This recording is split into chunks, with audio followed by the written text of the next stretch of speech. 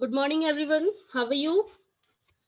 Good morning, Good ma'am. We morning, are ma'am. We fine, are ma'am. fine, ma'am. What about you? I'm also fine. And first of all, wish you a very happy Merry Christmas to all. Thank you, ma'am. चलिए तो आज Jesus Christ का जन्मदिन है और फिलहाल आज के लिए सेंटा क्लॉज आपके लिए गिफ्ट लेके आते हैं, लेकिन एक टीचर आपको और कुछ नहीं दे सकता, उसे पढ़ाना ही है। चलिए तो हम सभी लोग आज का चैप्टर स्टार्ट करेंगे एंड आज आपके लिए होमवर्क बहुत इंटरेस्टिंग है। चलिए तो अभी पहले आज की क्लास कंप्लीट करते हैं, उसके बाद होमवर्क के बारे में भी डिस्कस करेंगे। तो आज हमें क्या पढ़ना है? The policies of Akbar. Okay Yes, ma'am. Yes, ma'am. बेटा, have you any doubt, any question in your mind? No, ma'am. Okay, No, तो ma'am. चलिए हम लोग क्लास स्टार्ट करते हैं फिर आज की।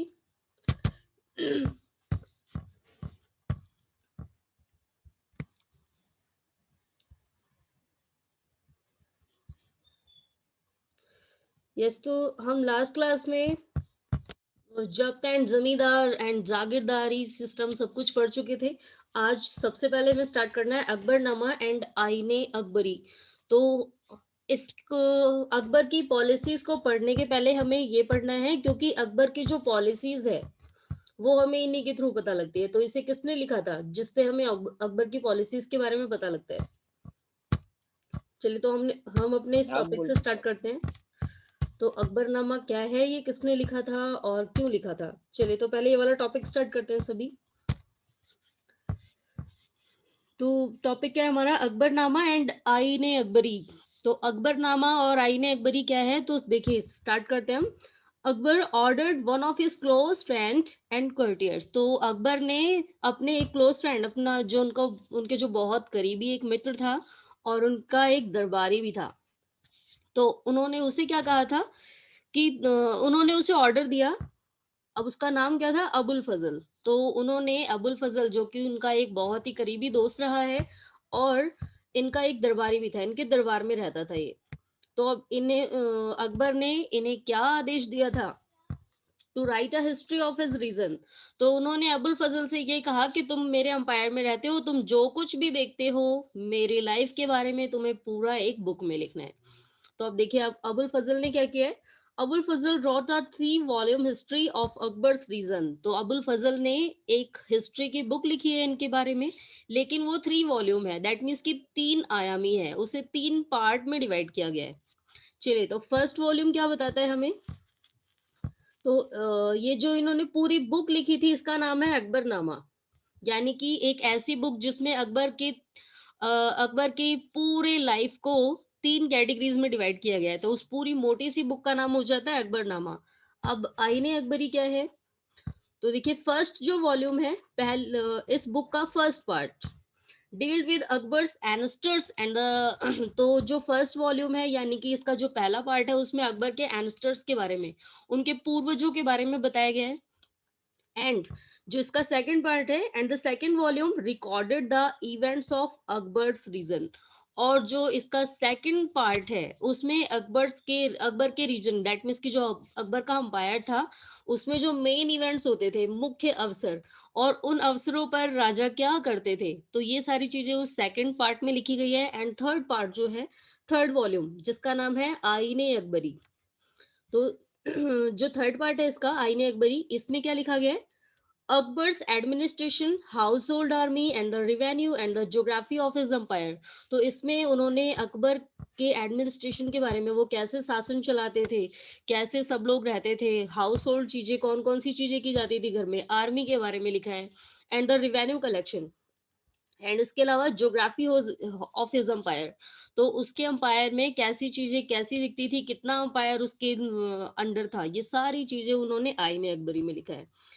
It also provides rich details about the tradition and culture of the people living in India। साथ ही आईने अकबरी में उन्होंने ये भी लिखा है कि अकबर के टाइम पे कौन कौन से कल्चर, कौन कौन से ट्रेडिशन फॉलो किए जाते थे उनके एम्पायर में। And the most interesting aspect about the आईने अकबरी। अब आईने अकबरी का जो मोस्ट इंपोर्टेंट पार्ट है वो क्या है? आईने अकबरी में ये भी लिखा गया है statistical details about things at diverse at crop yield prices waste and revenue. तो जितनी भी पैदावार होती थी, जो भी उपज जितनी फसलें होती थी, उनका प्राइस क्या था, उनका वेट, उन पर कितना टैक्स लिया जाता था, इन सभी की स्टैटिस्टिकल डिटेल्स, दैट मीन्स की पूरा सांख्यिकीय गणना की गई है। तो जैसा टोटल मन ने सर्वे करने के बाद फाइनली निकाला था कि कितना कितना टैक्स किस चीजों पे करना है, तो उन्होंने आईने अकबरी में वो पूरा डिटेल में लिखा है। तो आप सभी को समझ आ गया अकबरनामा क्या है और आईने अकबरी क्या है? Ma'am. Yes ma'am. Yes, ma'am. तो अकबरनामा एक बुक है जो अबुल फजल ने लिखी थी, और इसमें उन्होंने अकबर की पूरी लाइफ के बारे में लिखा है। यहाँ पर देखिए एक पिक्चर दी है, Akbar receiving the Akbarnama from Abul Fazl. तो अबुल फजल ने पूरी कंप्लीट कर ली है बुक, और ये अब इसे हैंड ओवर कर रहे हैं अकबर को। चलिए, तो अब इसी आईने अकबरी में से ही एक पार्ट दिया है हमें, अकबर की पॉलिसीज, अकबर की नीतियां क्या थी। तो आईने अकबरी का ये एक पार्ट हमें पढ़ना है यहाँ पर, अकबर्स पॉलिसीज। तो the broad features of administration were laid down by Akbar were elaborately discussed by Abul Fazl in his book। तो यहाँ पर जो भी फीचर्स थे एडमिनिस्ट्रेशन के, जिस तरीके से भी वो शासन चलाते थे अकबर, तो उसके बारे में उन्होंने पूरा विस्तार पूर्वक उसे एलोबरेटली डिस्कस किया है। तो अबुल फजल की जो बुक है अकबरनामा, हमें यहीं से ये वाला पार्ट दिया गया है, और ये हमें कहाँ मिलता है? आईने अकबरी में, जो 3rd वॉल्यूम है, लास्ट वॉल्यूम, इसका लास्ट पार्ट अकबरनामा का। तो अबुल फजल ने इसमें क्या एक्सप्लेन किया है? The umpire was divided into provinces called सूबा गवर्न बाय अ सूबेदार। तो उन्होंने क्या बताया है कि अकबर के अंडर जितने भी प्रांत थे, जितने भी प्रोविंसेस उसके पास थे, उन सभी को उन्होंने, जितना अंपायर था उनका, जितना बड़ा अंपायर था, उसको सभी को प्रोविंसेस में बांट दिया था, और हर प्रोविंस का, हर प्रांतों का एक सूबेदार बनाया था। और इन प्रोविंसेस को वो सूबा कहते थे, जैसे आज के टाइम पे हम राज्य बोलते हैं, स्टेट बोल देते हैं। तो अकबर का जो अंपायर था पूरा, उसको उन्होंने अलग अलग प्रांतों में बांट दिया था, और हर प्रांत को सूबा कहा जाता था। और इस सूबे को गवर्न करने के लिए जो हेड होता था, उसका क्या नाम होता था? सूबेदार। तो अब ये सूबेदार जो होते थे, ये अपने सूबे में पॉलिटिकल एंड मिलिट्री फंक्शन दोनों तरीके की चीजें देखते थे। दैट मीन्स कि इन्हें सैनिकों को भी देखना पड़ता था, और साथ ही वहां पर कैसी शासन व्यवस्था चल रही है, कैसे लोग रह रहे हैं, लोगों की जरूरतें क्या है, सारी चीजें ध्यान रखनी पड़ती थी। And each province also had a financial officer और दीवान। और हर प्रोविंसेस में, हर प्रांतों में एक फाइनेंशियल ऑफिसर होता था, जो फाइनेंस से रिलेटेड देखरेख करता था, जिसका नाम होता था दीवान। तो वो सारी चीजें देखरेख करता था कि किन चीजों पे कितना इन्वेस्ट करना है, कितनी इनकम होगी, कितना प्रॉफिट होगा, कितना सेव होगा, ये सारी चीजें फाइनेंस ऑफिसर देखते थे। अब सूबेदार जो थे, ये अकेले पूरी चीजें नहीं देख पाते थे, तो अभी देखिए फाइनेंशियल ऑफिसर हैं जो इनकी हेल्प करते थे, यानी कि दीवान। और इसके अलावा और भी कई ऑफिसर्स हैं जो इनकी हेल्प करते थे। अब कौन कौन है ये? सबसे पहले देखिए मिलिट्री पे मास्टर बख्शी। तो मिलिट्री पे मास्टर यानी कि एक ऐसा पर्सन जो सैनिकों को उनकी इनकम देते थे, सैनिकों को उनकी पेमेंट किया करते थे, तो ये होते थे बख्शी। And the minister in charge of religious and charitable patronage, sadr. अब सदर कौन से मंत्री थे? ये एक ऐसे मंत्री थे जो religious and charitable patronage, that means कि जितनी भी धार्मिक संस्थाएं थी, उन सभी की देखरेख करने का काम यही करते थे। इनका क्या नाम था? सदर। तो ये सारी धार्मिक संस्थान, जितने भी मंदिर मस्जिद जो भी थे, उन सभी की देखरेख करने का काम ये करते थे, और उनपे कितना इन्वेस्ट करना है, कितना कहाँ खर्च करना है, ये सारी चीजें यही देखते थे। नेक्स्ट आते हैं मिलिट्री कमांडर। तो मिलिट्री कमांडर यानी कि सेना नायक, जो अपनी सेना को आदेश देते हैं क्या करना है, कहाँ जाना है, कैसे लड़ाई करनी है, तो ये होते थे फौजदार। एंड द टाउन पुलिस, यानी हर प्रांतों में वहां पर एक पुलिस कंडक्ट की जाती थी, जो टाउन में देखरेख कर सके कि सभी चीजें ठीक तरीके से चल रही हैं या नहीं। तो ये कौन होते थे? कोतवाल। चलिए, तो आप सभी को इतना याद हो गया? Yes, ma'am. Yes ma'am. अब एक बार क्वेश्चन आंसर डिस्कस कर लेते हैं, उसके बाद हम नेक्स्ट टॉपिक पढ़ेंगे फिर। Yes ma'am.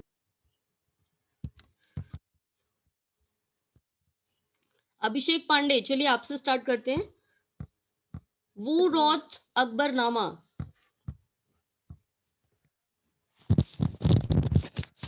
Ma'am Abul Fazl. Abul Fazl. Mahima सो रही है क्या वीडियो बंद करके? कई सारे बच्चे हम वीडियो बंद करके सोते रहते हैं. कौन कौन सो रहा है जरा दिखाइए. महिमा सो रही है, खुशी जग गई. एक बच्चा और कोई भी सो रहा था, आदर्श शायद, आंखें लाल भी है. आकृति पांडे भी सो रही है. नहीं, कोई भी नहीं सो रहा, सब पढ़ रहे हैं. नहीं, वीडियो बंद कर है इसका मतलब क्या कि मैम जान न पाए, रजाई में ओढ़ के बैठे होंगे, सो गए होंगे. चलिए तो नेक्स्ट क्वेश्चन पे आते हैं हम. यस, नेक्स्ट क्वेश्चन अनुराग आपको बताना है. Yes Anurag, now you tell. Yes, ma'am. Which type of detail provide Aine Akbari provide a which type of detail for us?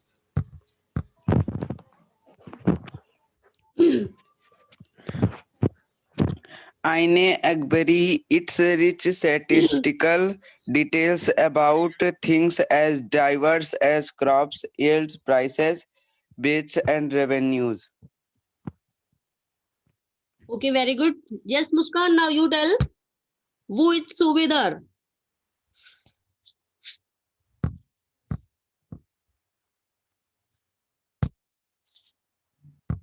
Muskan, mic off है आपका.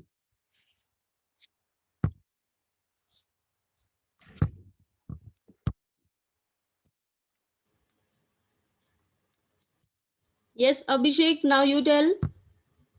Yes, ma'am. Ma'am, the empire was divided into different provinces called Suba, and an individual who governed that is called Subedar. Okay, very good. चलिए तो अभी फिलहाल topic complete करते हैं आज का, उसके बाद अभी फिर से क्वेश्चन आंसर डिस्कस करेंगे. तो अब हमें पढ़ना है next topic, Nur Jahan influence in Jahangir court. तो अभी फिलहाल हम पढ़ चुके हैं नूरजहां कौन थी, याद होगा आप सभी को. Yes, ma'am. चलिए तो Wife of Jahangir. Yes, Nur Jahan किसकी मदर थी? Shahjahan. शाहजहां की. चलिए तो जो मेहरून निसा है, पहले दैट मीन्स की मैरिज, बिफोर मैरिज इनका नाम मेहरून निसा था. तो Mehrun Nisa married the emperor Jahangir in 1611. तो इन्होंने 1611 में जहांगीर के साथ शादी की and receive the title Nur Jahan. और इसके बाद इन्हें टाइटल मिला नूरजहां का, क्योंकि फिलहाल बहुत सुंदर थी वो, और इसलिए इनको अब टाइटल मिल जाता है Noor Jahan. She remained extremely loyal and supportive to the monarch. तो ये हमेशा से कैसी रही थी? Loyal and supportive to the monarch. That means कि राजतंत्र के लिए हमेशा ही लॉयल और सपोर्टिव रही थी. तो राजा कौन था? जहांगीर. तो यानी कि ये जहांगीर के प्रति हमेशा से वफादार थी और सपोर्टिव थी, हमेशा इनकी सहायता करती थी. As a mark of honour, Jahangir struck silver coins bearing his own. Muskan, mic नहीं हो रहा है, माइक ऑन नहीं हो रहा है. मुस्कान, बेटा आवाज जा रही है आपको?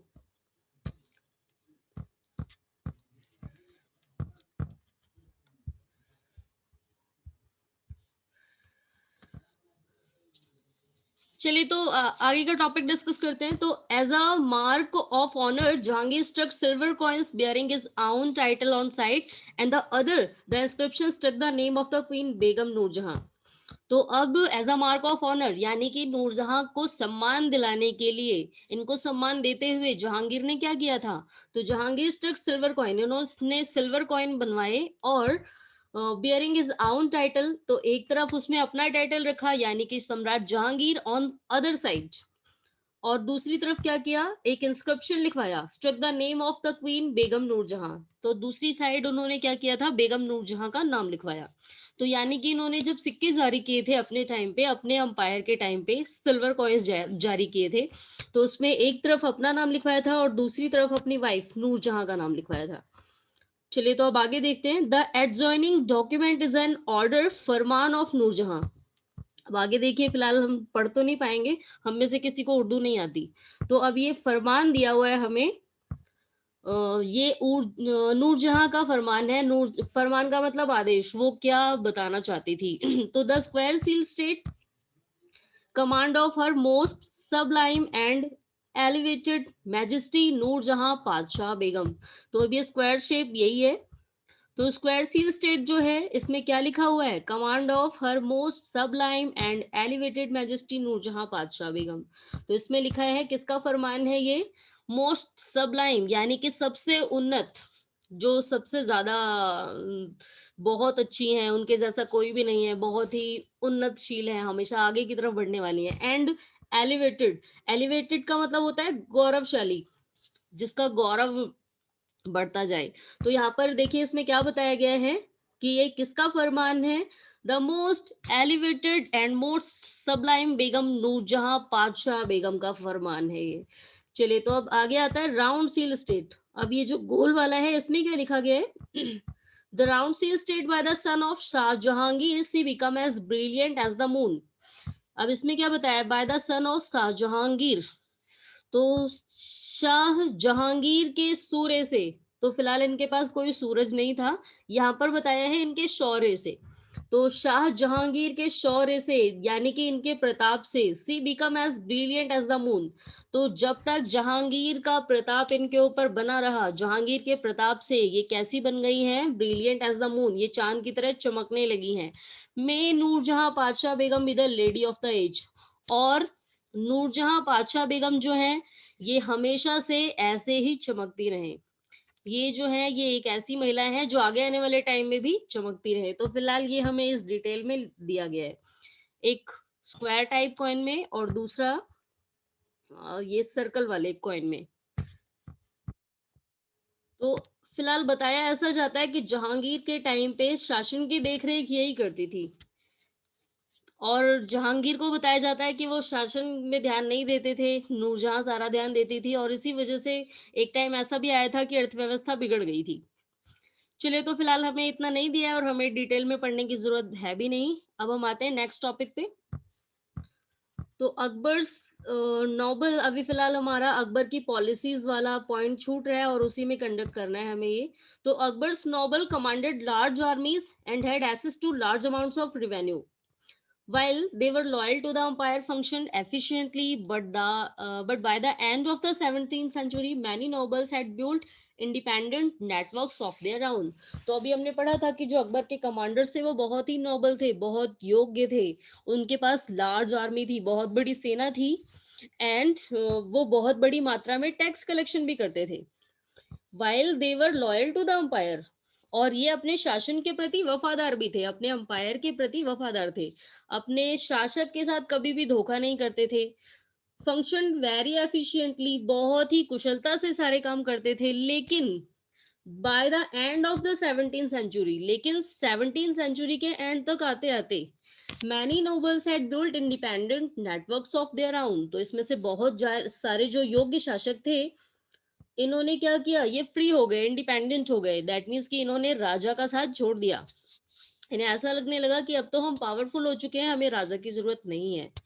There loyalties to the empire were weakened by their own self interest. अब जो इनकी लॉयल्टी थी, जो इनकी वफादारी थी अपने एम्पायर के प्रति, वो कमजोर होती गई। और क्यों कमजोर हो गई, क्योंकि अब इनके अंदर सेल्फ इंटरेस्ट आ गया, ये अपना फायदा देखने लगे।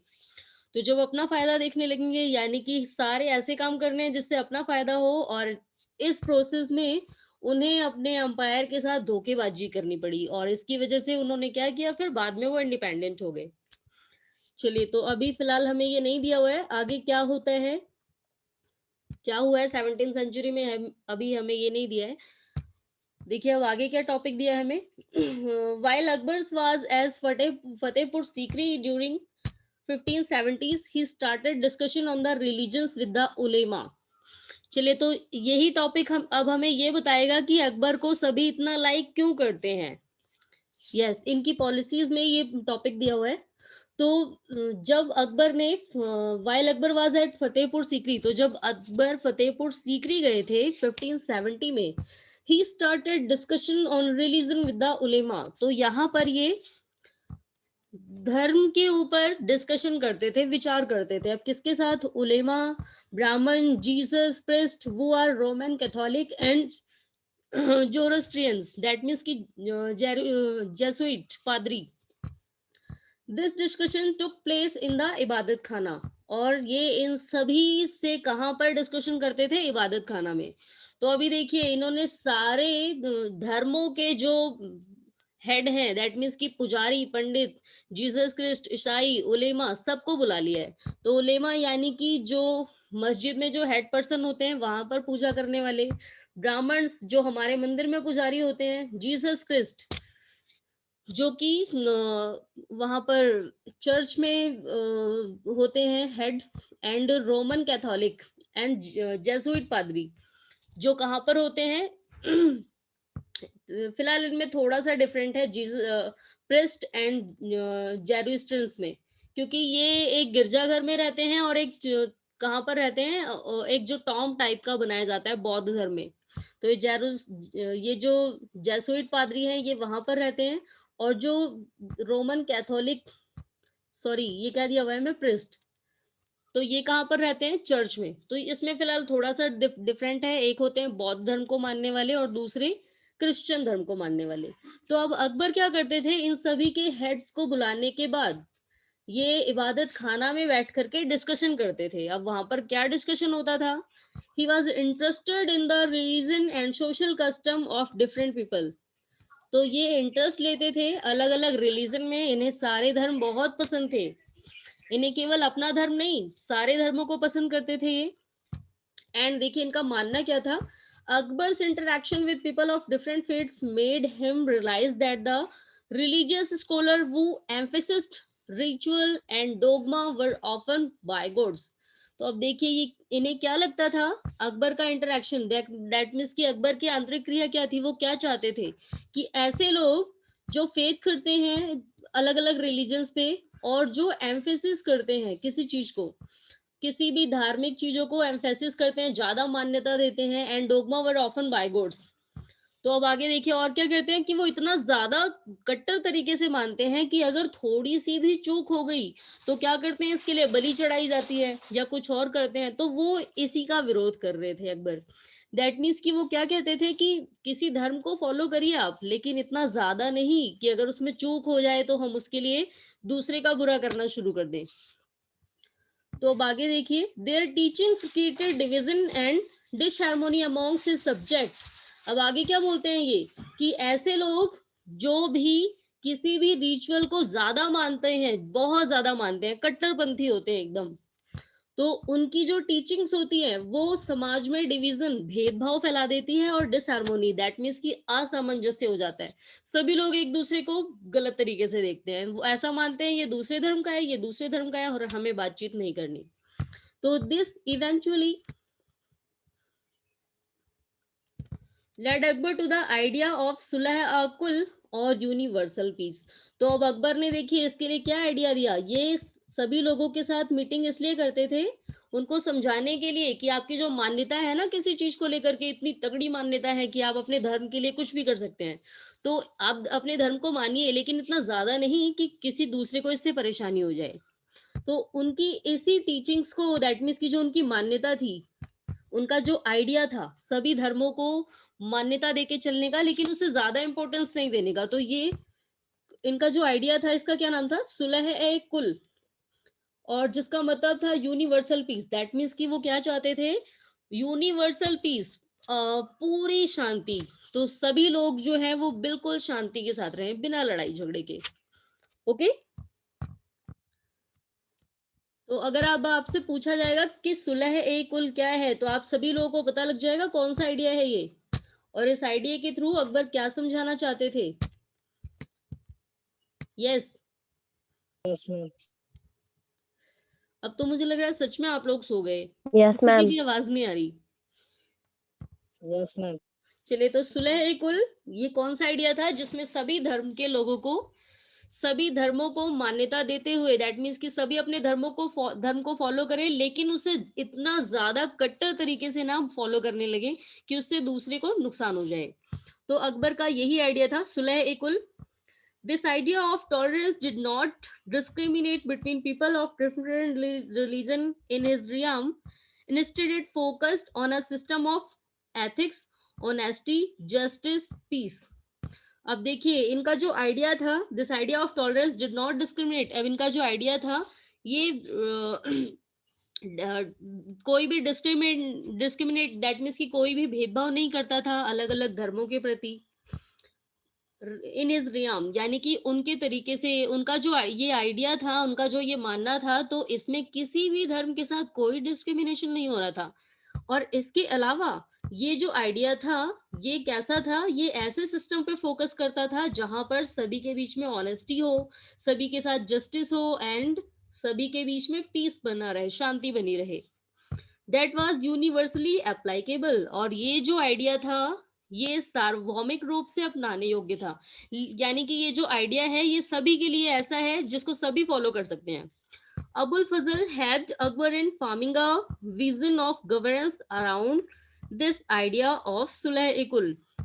अब आगे देखिए, जो अबुल फजल हैं इन्होंने अकबर की हेल्प की इस आइडिया को फ्रेमिंग करने में, दैट मीन्स कि एक विजन बनाने में, एक नजरिया बनाने में कि कैसे शासन चलाया जाएगा और कैसे सभी धर्मों को इक्वल मानते हुए शासन चलाया जाए। तो इसके लिए जो आइडिया फ्रेम किया गया था उसमें अकबर ने भी हेल्प की थी।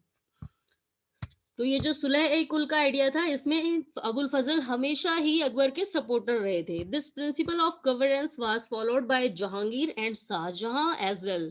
अब जो अकबर का सुलह-ए-कुल का आइडिया था इसे इनके बेटे जहांगीर ने भी फॉलो किया है एंड इनका जो ग्रैंडसन था शाहजहां उसने भी फॉलो किया है। अब लेकिन जो आगे औरंगजेब आते हैं उन्होंने इस आइडिया को बिल्कुल फॉलो नहीं किया, उन्होंने इस आइडिया को छोड़ दिया था। तो ये सभी को समझ आ गया? Yes, ma'am. Yes ma'am. चलिए, तो Yes, आज का ma'am. हमारा एक लास्ट टॉपिक रहता है अभी सुलह-ए-कुल, और उसके बाद जो हमारा नेक्स्ट टॉपिक है the Mughal empire in the 17th century and the after, इसे हम नेक्स्ट क्लास के लिए कंटिन्यू करेंगे एंड नेक्स्ट क्लास में हम सभी को क्वेश्चन आंसर्स भी डिस्कस करने हैं इस टॉपिक के। Okay Yes, ma'am. Yes. चलिए, तो अभी सुलह-ए-कुल Yes, ये ma'am. हमारा क्या इसमें दिया हुआ है जहांगीर के टाइम पे सुलह-ए-कुल। तो अब जहांगीर ने क्या लिखा है इसके बारे में, तो जहांगीर जो कि अकबर के बेटे थे described his father's policy of Sulh e Kul in the following words. तो उन्होंने अपने शब्दों में अपने फादर की पॉलिसी को बयान किया है। चलिए, तो अब देखते हैं कैसे बयान किया है उन्होंने। As in the wide expanse of the divine compassion, there is a room for all classes and the followers of all creeds. So, in his imperial dominance. तो अब आगे देखिए क्या बताते हैं ये ये यहाँ पर देखिए जहांगीर क्या बताते हैं, जो कि अकबर के बेटे हैं, ये क्या बताते हैं कि यहाँ पर ये जो डिवाइन है, ये जो यहाँ पर divine composure there is a room, यहाँ पर ये जो कमरा बनाया गया है यहाँ पर कोई विभाजन नहीं किया गया है, यहाँ पर सभी क्लासेस के लिए and the followers of all creeds, सभी धर्मों को मानने वाले लोगों के लिए ये कमरा बिल्कुल फैला हुआ है, खुला हुआ है। सो इन हिज इंपेरियल डोमिनेशंस, और यहाँ पर कोई किसी के बीच में कोई दायरा नहीं है। Which on all sides were limited only by the sea, ये जो सारी साइड्स हैं उनके लिए केवल एक ही लिमिटेशन है, और वो कौन सी लिमिटेशन है, समुद्र की। बाकी यहाँ पर रहने वाले लोगों के बीच में कोई दायरा नहीं है, कोई फासले नहीं है, सभी एक साथ ही रहते हैं। There was a room for the professors of opposite religions and for beliefs, good and bad, and the road to intolerance was closed. तो अब आगे देखिए क्या बताते हैं ये। There was a room for the professors of opposite religion. अब यहाँ पर ये जो कमरा है प्रोफेसर्स ऑफ ऑपोजिट रिलीजन, ये उनके भी लिए हैं जो किसी और धर्म को मानते हैं, एंड फॉर बिलीफ, जो जिनका विश्वास किसी और धर्म में है। यहाँ पर गुड एंड बैड यानी कि अच्छे और बुरे व्यक्ति दोनों ही रह सकते हैं, and the road to intolerance was closed, और यहाँ पर इनटॉलरेंस दैट मीन्स कि जो बर्दाश्त करने लायक घटनाएं होंगी उनके लिए रास्ता क्लोज है। Sunni and Shia met in one mosque. अब देखिए शिया और सुन्नी ये फिलहाल मुस्लिम कम्युनिटी के दो ग्रुप हैं और ये सभी अलग अलग धर्म अलग अलग तरीके से पूजा भी करते हैं। तो अब लेकिन यहाँ पर ये क्या कहते हैं कि शिया एंड सुन्नी दोनों समुदाय एक ही मस्जिद में पूजा कर सकते हैं, and Christians and Jews in one church to pray. अब आगे क्या बोलते हैं कि ये क्रिश्चियन और जो यहूदी हैं वो दोनों ही एक ही चर्च और एक ही गिरजाघर में पूजा कर सकते हैं। He constantly followed the principle of universal peace, और उन्होंने अपना जो ये प्रिंसिपल था यूनिवर्सल पीस का, सार्वभौमिक शांति बनाए रखने का, इसे कंसिस्टेंटली फॉलो किया, इसे लगातार फॉलो किया और उसे छोड़ा नहीं। तो इनका अंपायर जब तक चलता रहा जहांगीर का, इन्होंने इसे फॉलो किया, और आगे आने वाले टाइम में जो इनका बेटा था शाहजहां, उसने भी सुलह ए कुल जो ये नीति थी इसे फॉलो किया है। चलिए, तो आज जितना पढ़ा है सभी को समझ आया? Yes, ma'am. Yes, ma'am. Yes, ma'am. ये आगे Yes, देखिए ma'am. इन्हें अकबर के बारे में और क्या बताया है। वो केवल अपने ही धर्म को नहीं इम्पोर्टेंस देते थे। ये देखिए, Akbar's commission the translation of many Sanskrit, ये मुझे दिख नहीं रहा है यहाँ पे, yes, Sanskrit words into Persian. तो उन्होंने क्या किया था, बहुत सारे संस्कृत की जो ग्रंथ थे, संस्कृत के ग्रंथ, उनको पारसी में ट्रांसलेट करवाया।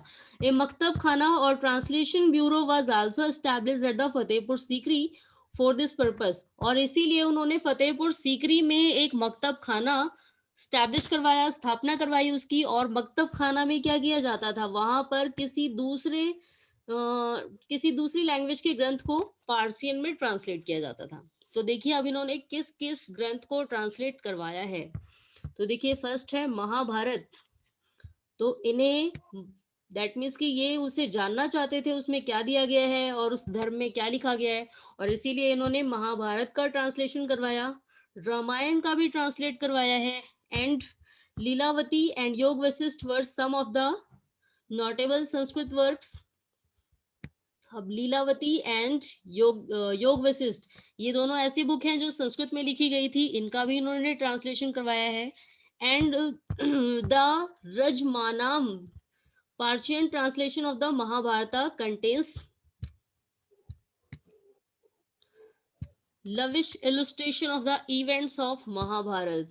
अब देखिए इन्होंने जिस बुक में महाभारत को ट्रांसलेट करवाया है, दैट मीन्स कि एक ऐसी बुक जिसमें महाभारत को ट्रांसलेट करने के बाद पार्शियन में लिखा गया है, उस बुक का नाम क्या है, रज्म नाम। ठीक है, तो रज्म नाम वो बुक है जिसमें महाभारत को ट्रांसलेट करके महाभारत के जो मेन इवेंट्स थे उसे इलस्ट्रेट करके, दैट मीन्स कि उसे डिस्क्राइब करके, उसे हाईलाइटेड कर करके उस बुक में लिखा गया है। ओके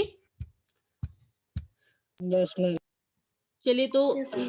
अब आज का आपका होमवर्क क्या है। फिलहाल आपको ये पूरा टॉपिक तो पढ़ना ही है, आज के लिए नहीं कल के लिए, क्योंकि हमें अब हमारी कल क्लास है फिर से सैटरडे कल, तो कल हम लास्ट टॉपिक डिस्कस करेंगे और उसके बाद हमें इस पूरे चैप्टर से रिलेटेड जो एक्सरसाइज है वो डिस्कस करनी है हमें। Okay Yes, ma'am. चलिए, तो अब आज का आपका होमवर्क क्या है अभी मैं बताती हूँ आपको।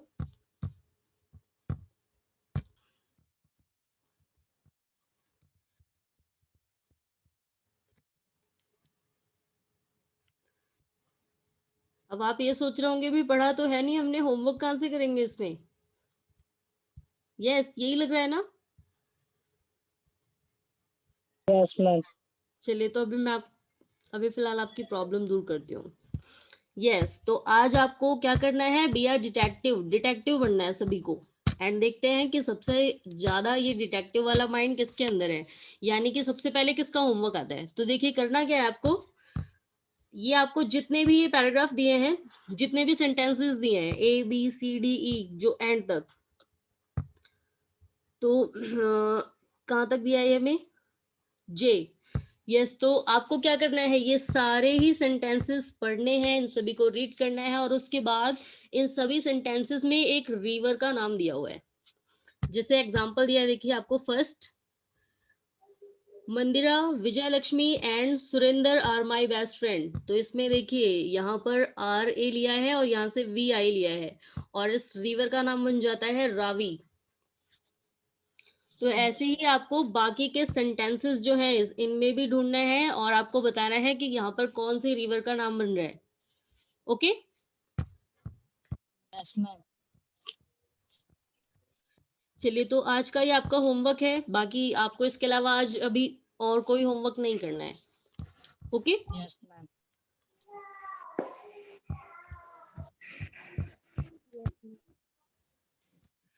चलिए, तो बेटा आज के लिए इतना ही। अब बाकी हम लोग नेक्स्ट क्लास के लिए कंटिन्यू करेंगे। Yes, ma'am. तो किसी को कोई डाउट या कोई question? No, ma'am. No, ma'am.